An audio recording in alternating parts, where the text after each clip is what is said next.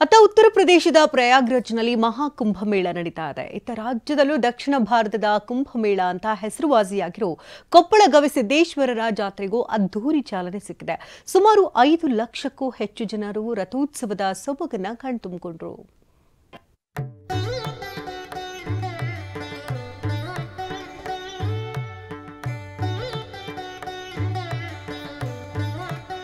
ಕಣ್ಣು ಹಾಯಿಸಿದಲ್ಲೆಲ್ಲ ಭಕ್ತ ಸಾಗರ.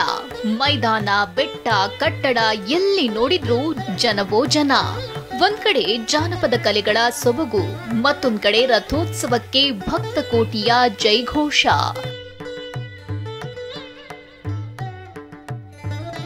ದಕ್ಷಿಣ ಭಾರತದ ಕುಂಭಮೇಳ ಅಂತಲೇ ಖ್ಯಾತಿ ಪಡೆದಿರೋ ಕೊಪ್ಪಳ ಗವಿಮಠದ ಜಾತ್ರೆಗೆ ರಥೋತ್ಸವದ ಮೂಲಕ ನಿನ್ನೆ ಚಾಲನೆ ಸಿಕ್ತು.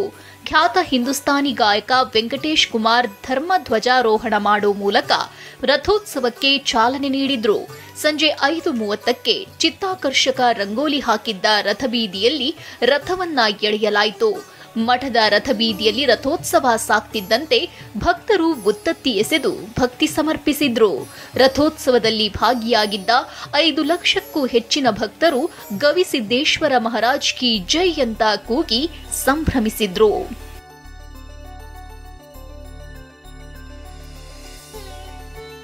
ಇನ್ನು ಮಠಕ್ಕೆ ಬರೋ ಭಕ್ತರಿಗೆ ಭರ್ಜರಿ ಭೋಜನದ ವ್ಯವಸ್ಥೆ ಮಾಡಲಾಗಿತ್ತು. ರೊಟ್ಟಿ, ಕಾಳು ಪಲ್ಯ, ಜಿಲೇಬಿ, ಮಾದಲಿ, ಬೂಂದಿ, ಅನ್ನ ಸಾರನ್ನ ನಿನ್ನೆ ಪ್ರಸಾದದ ರೂಪದಲ್ಲಿ ವಿತರಿಸಲಾಯಿತು.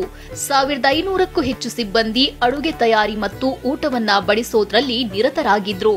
ಊಟಕ್ಕಾಗಿಯೇ 80 ಕೌಂಟರ್ ಮಾಡಲಾಗಿದ್ದು, ಮುಂಜಾನೆಯಿಂದಲೇ ಸರತಿ ಸಾಲಿನಲ್ಲಿ ನಿಂತು ಭಕ್ತರು ಪ್ರಸಾದ ಸೇವಿಸಿದ್ರು. 3 years ಇಂದ ನೋಡ್ತಾನೆ ಇದ್ದೀನಿ ಜಾತ್ರೆ. ಲೈಕ್ 24x7 ಆಯ್ತಾ.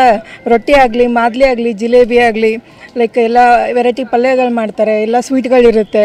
ಆಮೇಲೆ ಲಕ್ಷಾಂತರ ಜನರಿಗೆ ಆಮೇಲೆ ಇಷ್ಟು ನೀಟ್ನೆಸ್ ಮೇಂಟೈನ್ ಮಾಡ್ತಾರೆ ಅಂತಂದರೆ ಎಲ್ಲೂ ಜನಗಳಿಗೆ ತೊಂದರೆ ಆಗದಿರಂಗೆ ನೋಡ್ಕೊತಾರೆ. ಇನ್ನು ರಥೋತ್ಸವದಲ್ಲಿ ಸಿದ್ಧಗಂಗಾ ಶ್ರೀ, ನಾಗತಿಹಳ್ಳಿ ಚಂದ್ರಶೇಖರ್, ಬಿಜೆಪಿ ರಾಜ್ಯಾಧ್ಯಕ್ಷ ವಿಜಯೇಂದ್ರ, ಸಚಿವ ಶಿವರಾಜ್ ನಂಗಡಗಿ ಸೇರಿದಂತೆ ಅನೇಕ ಗಣ್ಯರು ಭಾಗಿಯಾಗಿದ್ರು.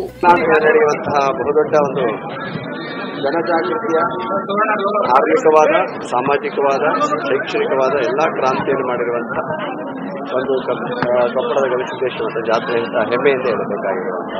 ಇನ್ನು 15 ದಿನಗಳ ಕಾಲ ಗವಿಸಿದ್ದೇಶ್ವರರ ಜಾತ್ರೆ ನಡೆಯಲಿದ್ದು, ನಿತ್ಯ ದಾಸೋಹ, ಅನುಭವ ಚಿಂತನ ಸೇರಿ ಅನೇಕ ಕಾರ್ಯಕ್ರಮಗಳನ್ನು ಹಮ್ಮಿಕೊಳ್ಳಲಾಗಿದೆ. ಸಂಜಯ್, TV9 ಕೊಪ್ಪಳ.